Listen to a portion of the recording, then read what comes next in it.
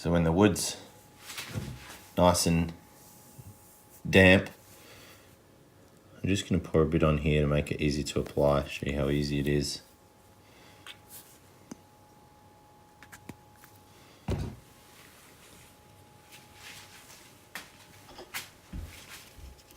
So with a little brush,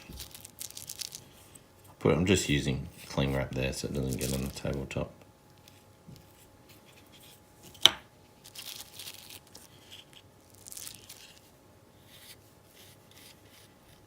One thing that's great when you're building your board is this is going to foam into the gaps.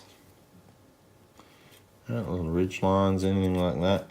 As long as you cover that edge is sealed and it'll foam into any gaps. But I'm going to show you in this little block. It is not water based, but it cleans up in water. So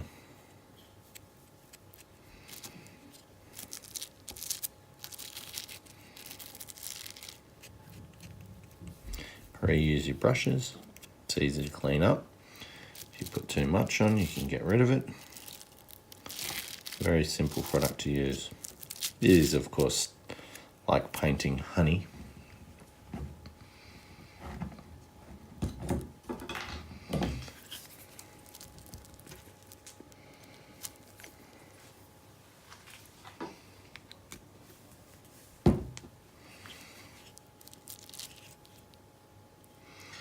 Don't worry about those little wood fibers.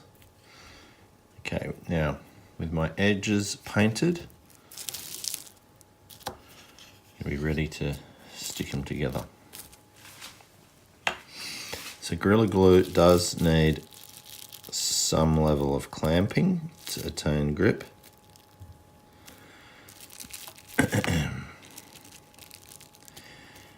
Well, it will stick, but it pushes out as the product foams, pushes out. I'm just going to cover this with cling wrap so it doesn't stick to my clamp. Usually there's enough wood you can clamp on wood. I've used pieces of cardboard to not clamp. Just a piece of cardboard just so the glue sticks to the cardboard. It's easy, not to the wood, and it's easy to get off. You'll work through that as you get to it, but I'm going to clamp these down.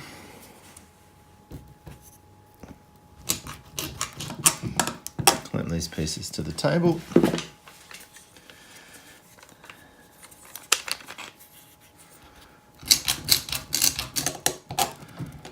Okay. Now that pressure alone is enough to clamp Gorilla Glue. But we're going to have a look at what happens in the different size gaps. And just to demonstrate the point of Gorilla Glue, you can see that I've got a gap here. I'm going to show you what happens when you have extra glue. This is a really handy tool to use when you're building your board and you want to use Gorilla Glue for its space filling capabilities. So now I'm going to demonstrate that right now. I'm going to put a bit extra here. I'm going to spray that with a bit extra water and make sure it foams up nicely.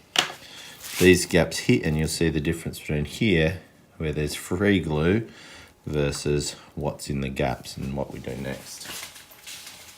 So I'm simply going to get my water sprayer, 2 sprays, enough to get water in the glue and have it activate.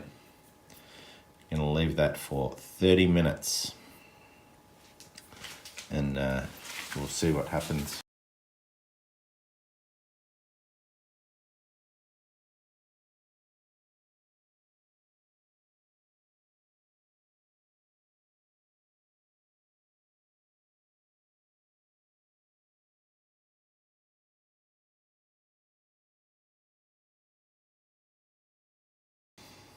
Okay, so a little while later you can see here, this joint that I put extra glue on is foamed up, and the joints that are nicely clamped, little bit of squeeze out, but that's actually good because what you know is the gap between those strips is filled. And so you can push this up or down if you, in terms of foaming. If you wanted to foam into a joint, you put additional, glue it in, have the water content there, and it'll fill into that joint. And on the inside of the board, that can be really valuable. And if you remember this joint, it had an open V. Now that's actually covered. So places where you know there's a gap and you want to fill some foam into, and you're gluing a piece of board over that, you can use that technique to make sure that squeeze out fills into the gap and makes sure the edges of the board's sealed, so you know it's sealed from the outside when you get to the finishing sanding, and that you know, it's also glued nice and tight. So I'm going to leave this. Do need to let it cure, and we'll see how it looks afterwards.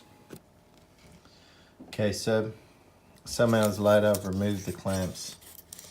You can see here this extruded sort of foam effect versus the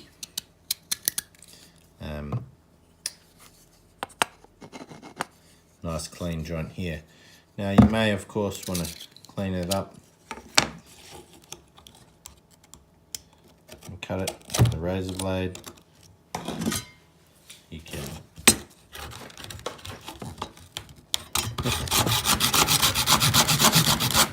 shave it, you know, just pare it back as you normally would. Really easy to work with, gap filler, waterproof. One of the two glues I've relied on heavily for my woodwork with the stand-up paddleboard project.